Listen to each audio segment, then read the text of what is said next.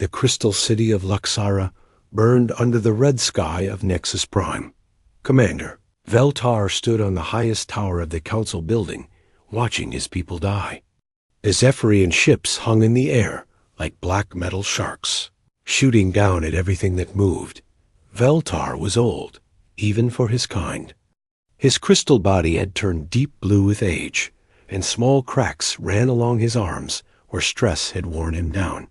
He had lived for 3,000 years and had never seen war. None of his people had. The Velkins were peaceful beings who spent their time studying the stars and growing beautiful crystal gardens. But now the gardens were melting. The Zephyrians had weapons that turned crystal into liquid fire. Veltar watched a family of Velkins running through the streets below. A beam of red light hit them, and they simply vanished in a cloud of steam. Commander, we must evacuate the council chambers, said his aide, a young Velkin named Zix-Ara. Her crystal body glowed with fear, cycling through colors from white to deep purple. Where would we go? Veltar asked. They control the skies. They control the ground. Soon they will control everything.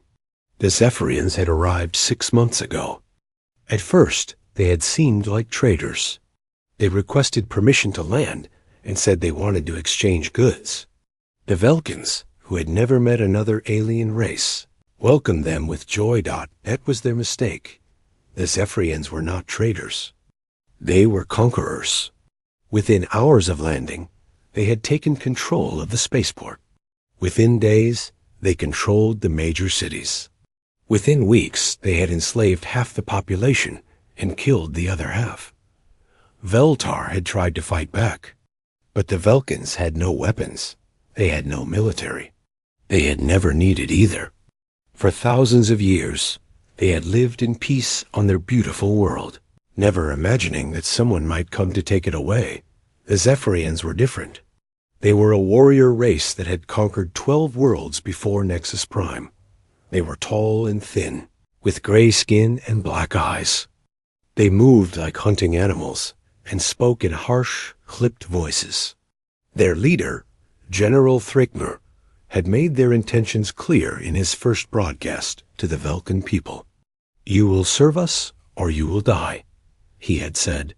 Your world belongs to us now. Your resources belong to us. Your lives belong to us. Most of the Velkins had chosen to serve. They worked in the mines, digging up the rare crystals that grew deep in their planet's core. The Zephyrians used these crystals to power their ships and weapons. The Velkins who refused to work were killed immediately. Veltar's council had hidden in the old city, trying to organize some kind of resistance. But what could they do? They had no ships, no weapons, no soldiers. The Zephyrians had everything. Sir, Zix-Ara said, pointing to a screen on the wall. The long-range sensors are picking up something strange. Veltar looked at the display. Far out in space, their sensors had detected a small blue and green planet orbiting a yellow star. It was very far away, in a part of the galaxy they had never explored. What is it? He asked. The computers say it might have life, Zix-Ara said. Primitive life. We're picking up radio signals, but they're very basic. Nothing like our technology. Veltar stared at the screen. The little blue planet looked so peaceful, so safe. He wondered what kind of beings lived there. Were they like the Velkins? Did they have families and homes and crystal gardens? An idea began to form in his mind. It was crazy, but it was the only chance he could think of. Can we send a message to that planet? He asked. Zix-Ara looked surprised. Yes, sir, but why? The beings there are probably too primitive to understand us. Even if they could, they're too far away to help. It would take them years to reach us, even if they had ships. Maybe, Veltar said, but what if they're not as primitive as we think? What if they have something we don't have? What could they have that we don't? Zix-Ara asked. Veltar thought about this. The Velkins had great technology. They could travel between stars. They could build cities that lasted for thousands of years. They could grow crystals that held more energy than any battery. But they had never had one thing. What if they know how to fight? He said, Zixara's colors shifted to deep red, the color of confusion. But sir, fighting is wrong. Violence is wrong. We have always believed this. Yes, Veltar said, watching another Zephyrian ship land in the distance. And look where it has gotten us. He made his decision. Walking to the communication array, he began to record a message. He spoke in the old Velkan language first, then used the computer to translate it into basic mathematical concepts that any intelligent race should understand. We are a dying people, he said. Our world burns. If any who hear this have the strength to stand against darkness, we beg for your aid. We offer all our knowledge, our technology, our remaining resources. Please, help us. He sent the message toward the little blue planet and then sat down to wait. Outside, the Zephyrian ships continued their destruction. More crystal cities fell. More of his people died. But for the first time in months, Veltar felt something he had almost forgotten. Hope. The message traveled through space at the speed of light, carrying with it the desperate plea of a dying civilization. It would take months to reach the blue planet, and even if someone heard it, they might not understand it. They might not care. But Veltar had to try. It was all he had left. Days passed. The Zephyrians took more cities. They enslaved more Velkans. They stole more crystals. General Thrakmer announced that soon all the crystal cities would be destroyed and replaced with Zephyrian military bases. Veltar and his few remaining council members moved deeper underground, hiding in the old crystal caves beneath the city. They had little food and less hope. But they kept monitoring their long-range sensors, waiting for any sign that someone had heard their message. Sir, Zixara said one day, her voice barely a whisper, I don't think anyone is coming. Veltar looked at her. She was so young, too. Young to see her world die. Maybe not, he said. But we had to try. Above them, the Zephyrian ships continued their patrol, hunting for the last free Velkans. Soon, they would find the caves. Soon, it would all be over. But somewhere in the darkness of space, a message was still traveling toward a small blue planet, where 7 billion humans were about to learn they were not alone in the universe. Dr. Lisa Martinez had been working the night shift at the SETI Institute for 3 years, and she had never heard anything like it.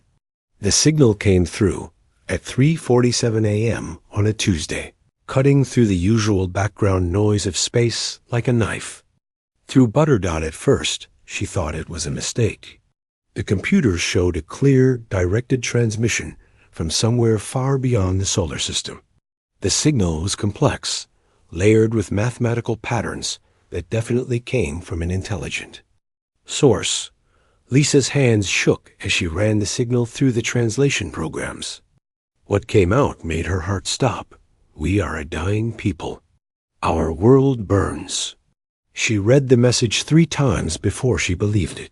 Then she picked up the phone and called her supervisor, Dr. Mike Rogers. Mike, you need to get down here right now, she said. Lisa, it's 4 a.m. This better be important.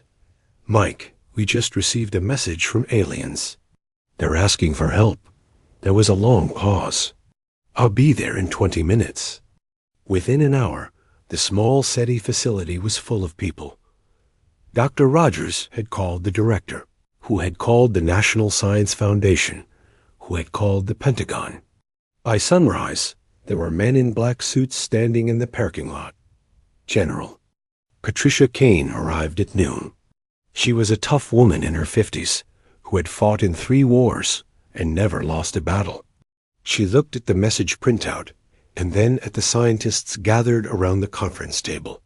Is this real? She asked. Dr. Rogers nodded. We verified it 6 different ways. The signal came from approximately 47 light-years away. The mathematical structure is too complex to be natural, and the translation algorithms show clear intent. Someone out there is in trouble. What kind of trouble? General Kane asked. Lisa pointed to her computer screen. According to the message, their world is under attack. They're being invaded by something called the Zephyrian Empire. The aliens sending the message are called Vulcans, and they're offering U.S. their entire technological database in exchange for military help.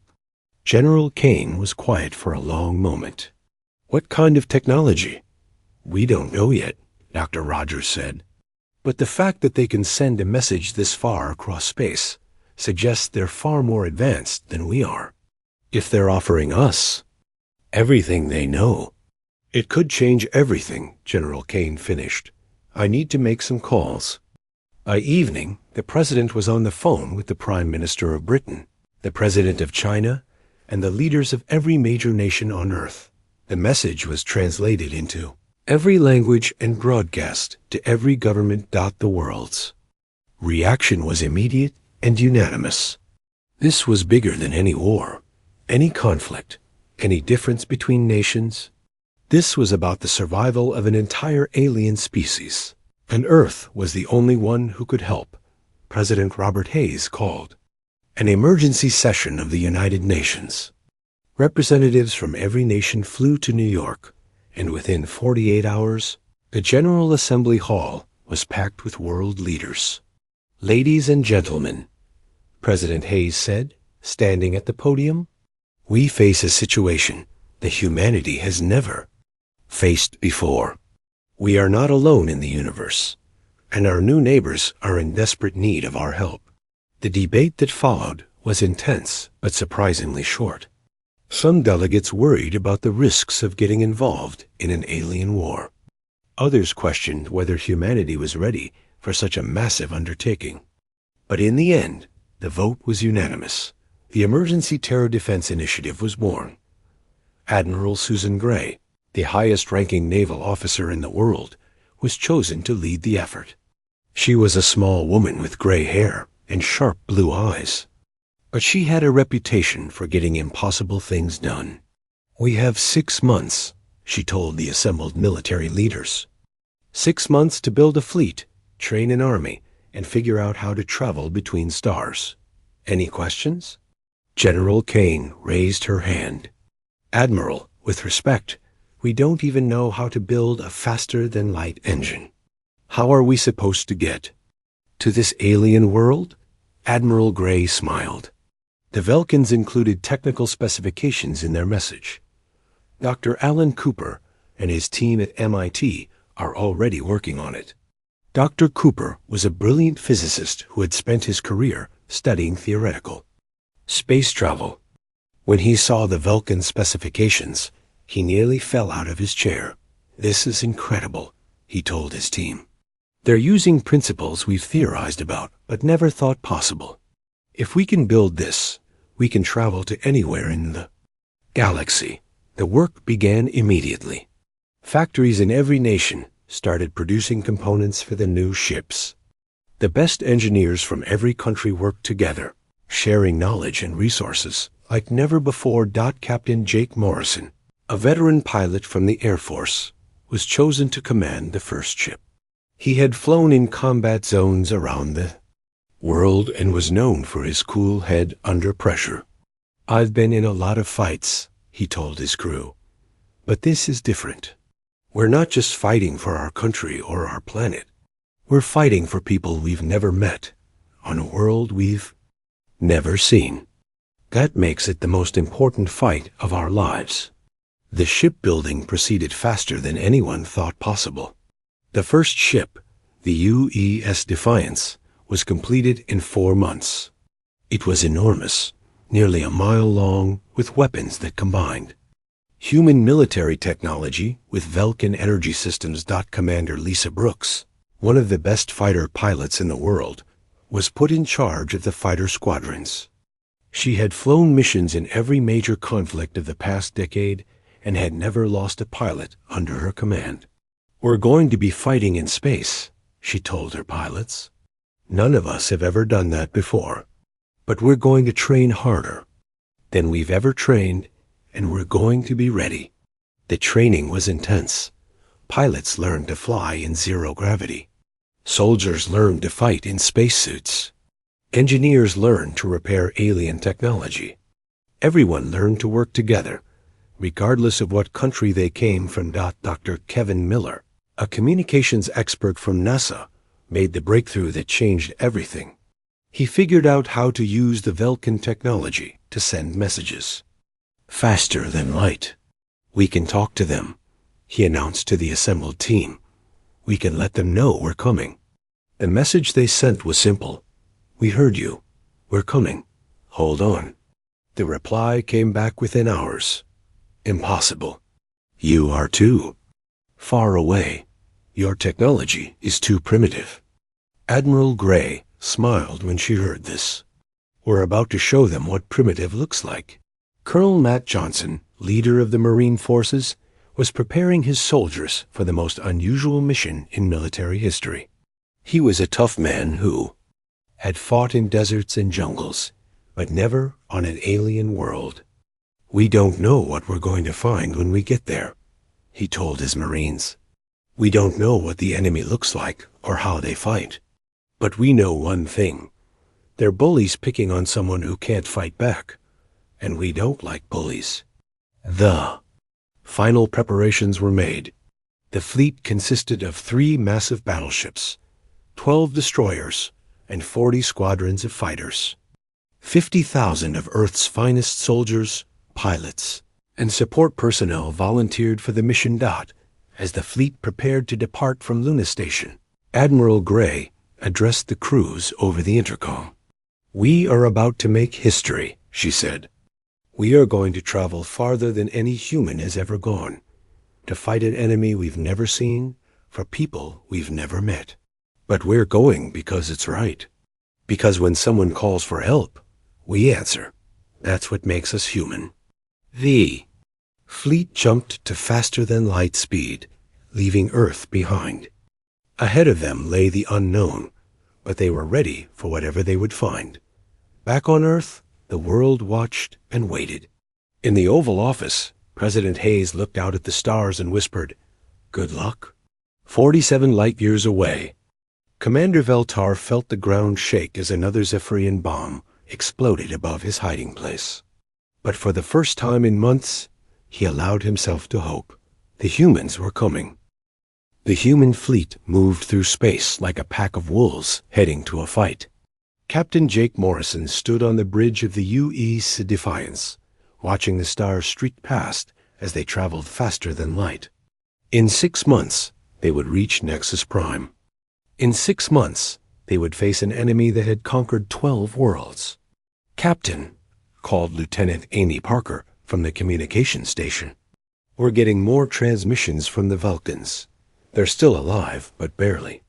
Morrison walked over to read the latest message.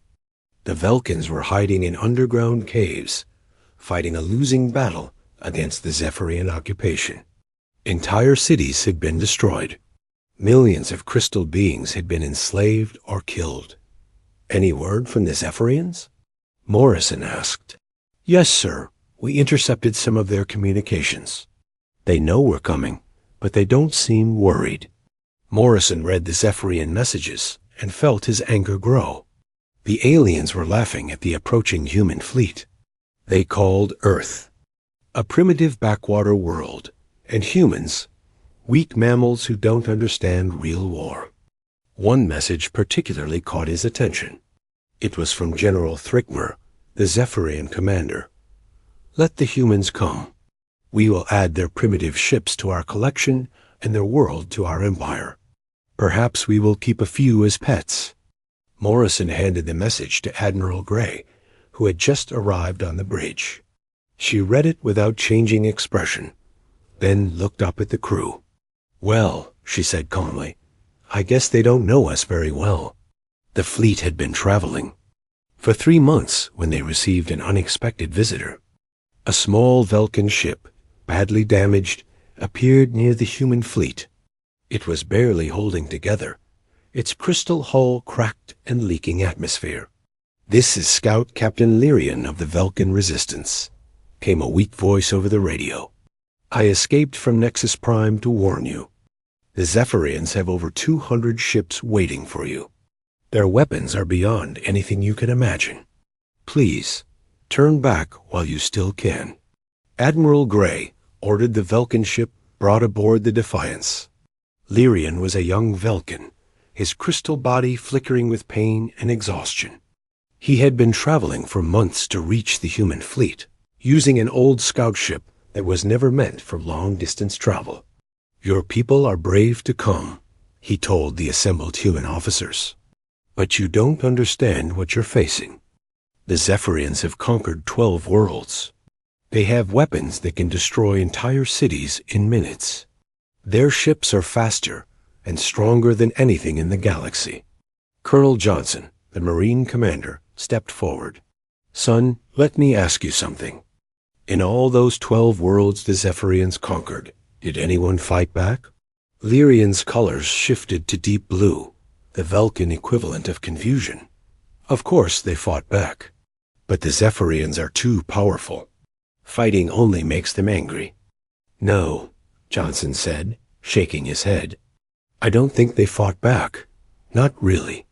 I think they defended themselves, maybe ran away, maybe hid, but I don't think they fought." "I don't understand the difference," Lyrian, said. Commander Lisa Brooks, the fighter squadron leader, laughed. "You will." The human fleet continued toward Nexus Prime, but now they had a Vulcan guide. Lyrian shared intelligence about Zephyrian ships and weapons, helping the humans understand what they were facing. "Their ships are heavily armored," he explained. "They prefer long-range energy weapons. They usually attack in large formations, overwhelming their enemies with superior numbers and firepower." "Interesting," Admiral Gray said. "What about boarding actions? Close combat?" Lyrian's colors shifted to confusion again. "Boarding actions? You mean going inside enemy ships during battle? That's impossible. Too dangerous. Is it?" Gray asked with a small smile. As they approached Nexus Prime, the human fleet began to change formation. Instead of the tight military formations they had trained with, they spread out into smaller groups. The destroyers moved ahead as scouts, while the fighters practiced attack runs using asteroid fields for cover. "What are you doing?" Lyrian asked Morrison. "This formation will make you vulnerable to their main weapons." "Maybe," Morrison said, "but it also makes us harder to target. And it lets us do something they won't expect." The Zephyrian fleet was waiting for them at the edge of the Nexus Prime system. 200 ships arranged in perfect battle formation, their dark hulls gleaming in the light of the system's star. They were beautiful in a deadly way, like sharks made of metal and energy. General Thrakmer commanded the Zephyrian fleet from his flagship, the Dominator. He was confident in his victory. The humans had only 55 ships against his 200.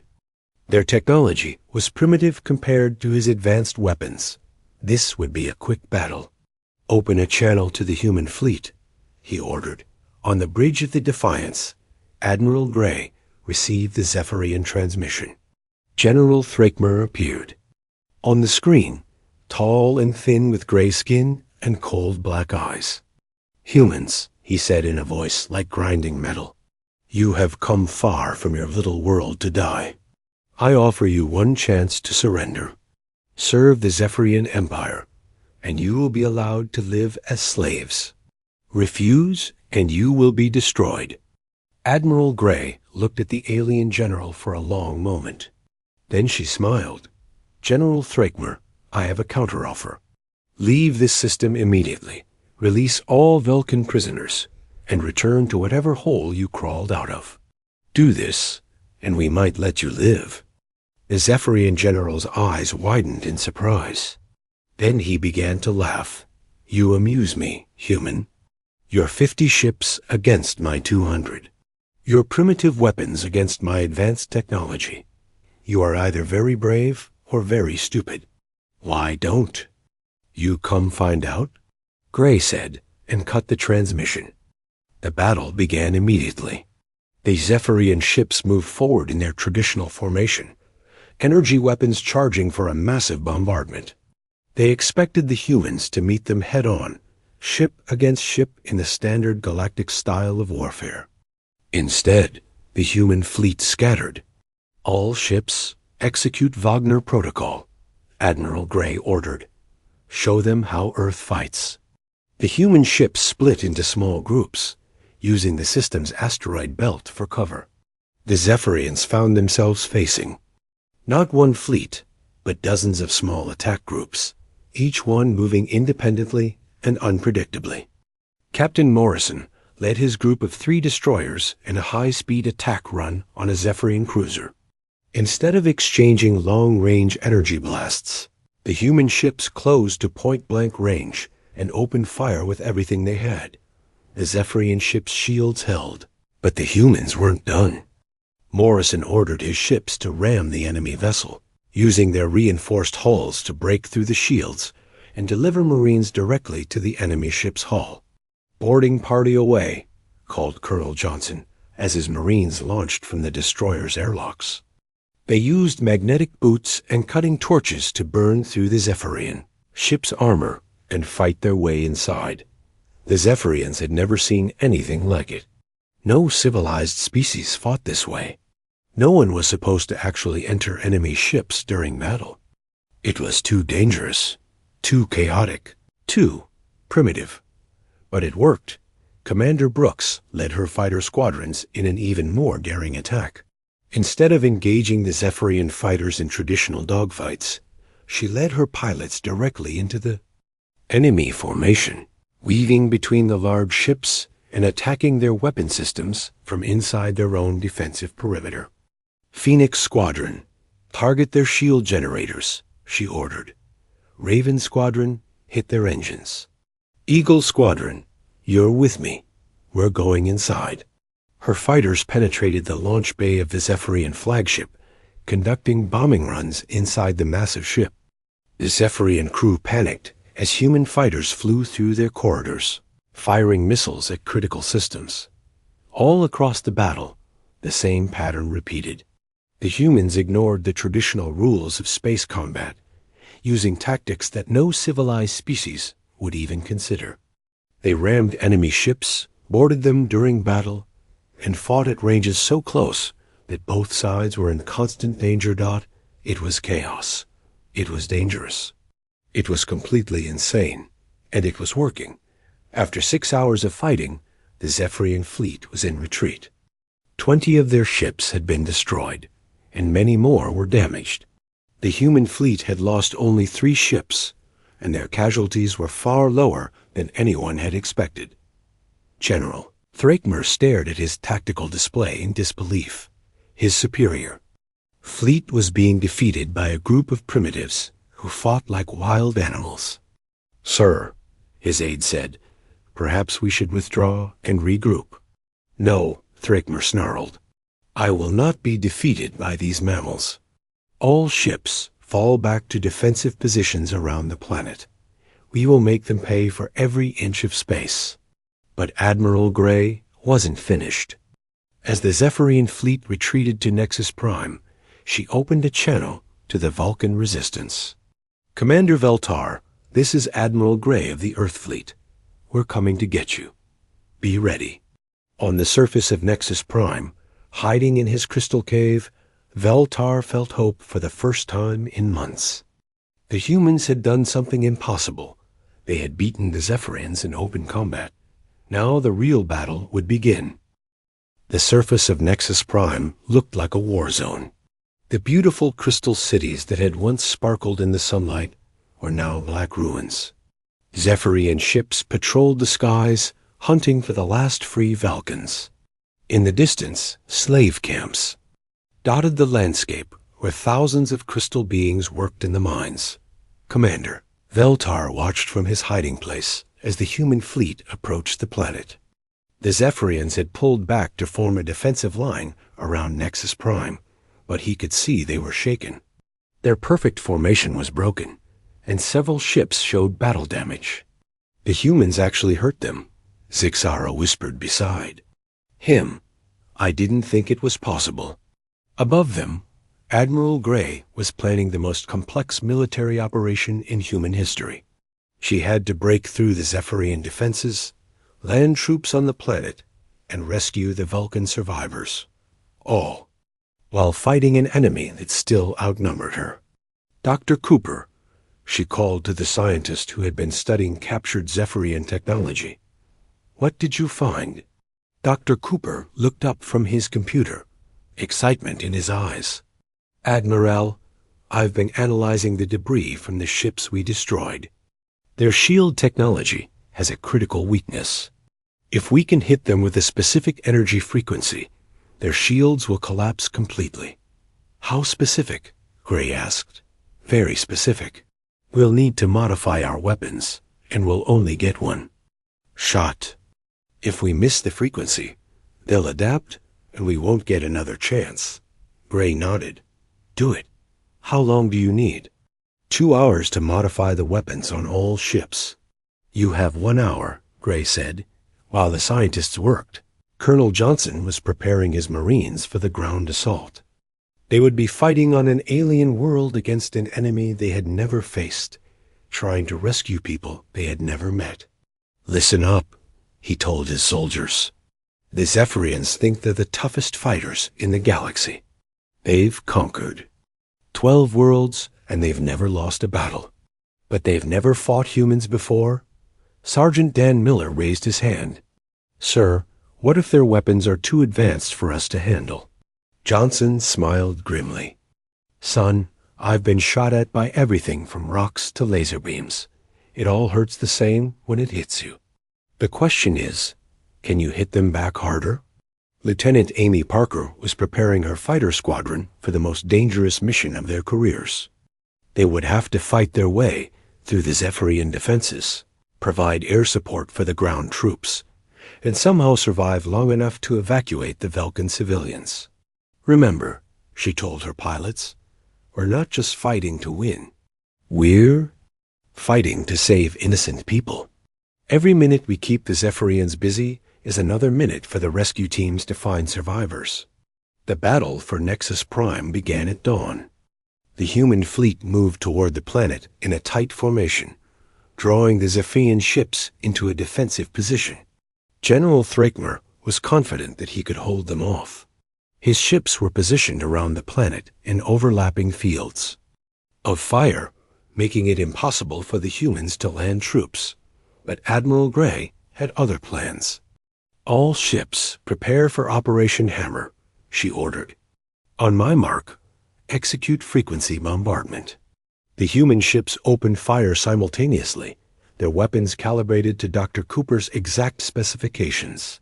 The energy beams struck the Zephyrian shields, and something incredible happened. The shields didn't just fail, they exploded. The chain reaction ripped through the Zephyrian fleet. Ships that had seemed invincible moments before were suddenly defenseless. Human weapons tore through, their armor like paper. Impossible.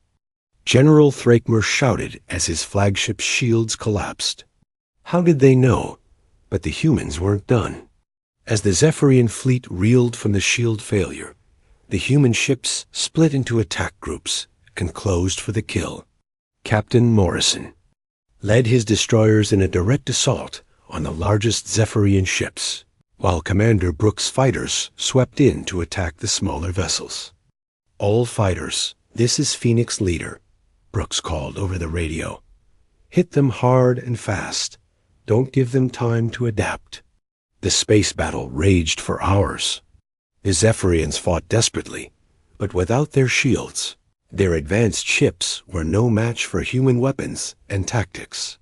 One by one, the alien vessels were destroyed or forced to retreat as the space battle continued. Colonel Johnson's Marines were already heading for the planet's surface.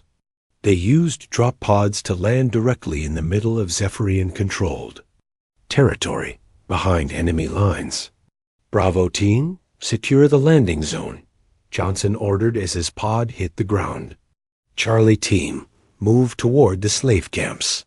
Delta Team, find the Vulcan resistance. The Marines had trained for months to fight in the low gravity and thin atmosphere of Nexus Prime. They moved fast and hit hard, using their superior mobility to strike at Zephyrian positions before the enemy could respond. Sergeant Miller led his squad in an attack on a Zephyrian patrol. The aliens were tough fighters, but they were used to fighting enemies who followed the civilized rules of war. The Marines didn't follow any rules. Take cover, Miller shouted as Zephyrian energy weapons lit up the battlefield. But instead of finding cover, the Marines charged straight at the enemy positions, using grenades in close range, weapons to break through their lines. The Zephyrians had never faced an enemy that actually wanted to get closer to them during a firefight. Their weapons were designed for long-range combat, not for enemies who ran straight at them screaming battle cries. Meanwhile, Lieutenant Parker's fighters were providing air support for the ground troops. She led her squadron in bombing runs against Zephyrian positions, clearing the way for the Marines to advance. Phoenix 2, there's a Zephyrian tank column moving toward our guys, Parker called over the radio. Let's introduce them to some Earth hospitality. The fighters dove toward the alien tanks, their weapons blazing. The Zephyrian armor was tough, but it wasn't designed to handle attacks from above. The human pilots used their superior maneuverability to stay out of the tanks' firing arcs, while hitting them with everything they had got as the battle raged. The human forces began to achieve their objectives. Marine units reached the slave camps and began freeing Vulcan prisoners. The crystal beings were weak and frightened, but they were alive. It's okay, Sergeant Miller told a group of rescued Vulcans. We're here to help. You're safe now. The Vulcans looked at the human soldiers with wonder. These strange mammals had come from another world to save them. They had fought the mighty Zephyrians, and one Commander Veltar finally emerged from his hiding place when human soldiers found his cave. He had been in hiding for so long that he had almost forgotten what freedom felt like. Commander Veltar? Colonel Johnson asked. I'm Colonel Johnson, United States Marine Corps. We're here to get you out of here. Veltar looked at the human soldier. Johnson was covered in dirt and sweat, his armor scarred from battle. But his eyes were kind, and his voice was gentle. You came, Veltar said simply. You actually came. We said we would, Johnson replied. When someone asks for help, we answer. The rescue operation continued throughout the day. Human forces secured key positions around the planet, while evacuation ships lifted off with loads of Vulcan refugees. The Zephyrians fought back desperately, but they were overwhelmed by the ferocity of the human attack. General Thrakmer watched. His empire crumbled from the bridge of his damaged flagship. His fleet was destroyed, his ground forces were in retreat, and the humans showed no signs of stopping. Sir, his aide said, perhaps we should consider surrender. Never, Thrakmer snarled. The Zephyrian Empire does not surrender to primitives. But, as he spoke, human fighters were already approaching his ship.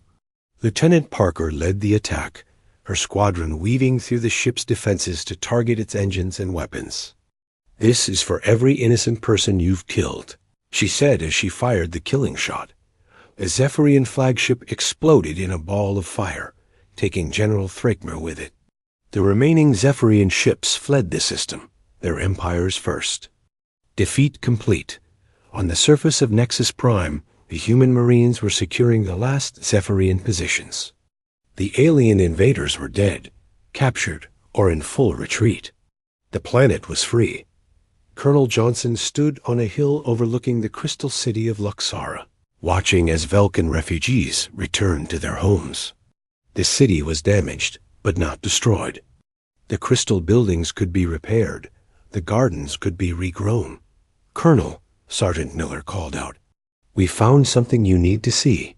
Johnson followed Miller to a large building that had been used as a Zephyrian command center. Inside, they found computers full of information about the Zephyrian Empire. Star charts showed the locations of all 12 conquered worlds. Military records listed the strength of their remaining fleets. "My God," Johnson whispered as he read through the files. "They have hundreds of ships scattered across the galaxy. This was just one fleet." Dr. Cooper, who had been brought down to study the Zephyrian technology, looked up from a computer terminal. "Colonel, this is incredible. The Zephyrians have detailed records of every species they've conquered. There are billions of slaves working in their empire." Johnson felt a cold anger building in his chest. The Zephyrians hadn't just attacked. The Velkins. They had been doing this for decades, conquering world after world, enslaving entire civilizations. "Get Admiral Gray on the radio," he ordered. "She needs to see this." 1 year after the Battle of Nexus Prime, the galaxy was a very different place. The news of humanity's victory had spread like wildfire through the stars, reaching every corner of the Zephyrian Empire. For the first time in decades, the oppressed, peoples of 12 worlds dared to hope. Admiral Gray stood on the bridge of the U.E.'s Liberation, the most powerful ship in the human fleet. It was twice the size of the original Defiance, built with a combination of human engineering and Velkin crystal technology. Around her, the combined human-Velkin fleet prepared for their next mission. "Admiral," called Commander Veltar from the navigation station, "we're receiving distress signals from 3 different worlds. The Zephyrians are evacuating their forces from the outer colonies." Gray smiled grimly. The Zephyrian Empire was crumbling from within. As word spread of their defeat at Nexus Prime, slave worlds across the galaxy had begun to rebel. The mighty empire that had seemed invincible was falling apart. "Which world needs our help the most?" Gray asked. "Kepler 442b, Veltar replied. "It's a mining world with over 2 million slaves. The Zephyrians are trying to destroy the planet rather than let it fall into rebel hands." "Set course for Kepler 442b, Gray ordered. "Maximum speed." The liberation of the Zephyrian Empire had been faster than anyone expected. After the victory at Nexus Prime, the human fleet had moved from world to world, freeing slave colonies and destroying Zephyrian strongholds. Each victory brought more allies to their cause. Dr. Cooper, now Admiral Cooper after his promotion, had worked with Velkin scientists to create technologies that neither species could have developed alone. Their ships were faster, their weapons more powerful, and their defenses stronger than anything the galaxy had ever seen. The Zephyrians made a critical mistake, Cooper explained to the younger officers during a briefing. They relied too heavily on their reputation for invincibility. When we proved they could be beaten, their entire empire began to collapse. Captain Morrison, now in command of the U.E.S. Vengeance, led a task force that specialized in rapid strikes against Zephyrian positions. His ships would appear without warning, destroy enemy forces, and disappear before reinforcements could arrive. "The key is speed," Morrison told his captains. "We hit them fast, we hit them hard, and we don't give them time to adapt to our tactics." Commander Brooks had been promoted to lead the entire fighter corps of the Liberation Fleet. Her pilots were now veterans of dozens of battles, skilled in the art of space combat the humans had developed. "Remember," she told her squadron leaders, "we're not just fighting for victory. We're fighting to free innocent people from slavery. Every Zephyrian ship we destroy is another world that gets a chance at freedom." The battle for Kepler 442b was typical of the new style of warfare that had emerged. The human fleet arrived to find the Zephyrian forces already in retreat, destroying mining equipment and killing slaves to prevent them from falling into human hands. "I see 3 Zephyrian cruisers in orbit," reported Lieutenant Parker from her. "Fighter, they're bombarding the surface." "Not anymore," Admiral Gray said coldly. "All ships, engage the enemy. Show them what happens when they target civilians. The battle was over in minutes. The Zephyrian ships were older models, equipped with the traditional shield technology that humans had learned to counter. They were destroyed before they could escape.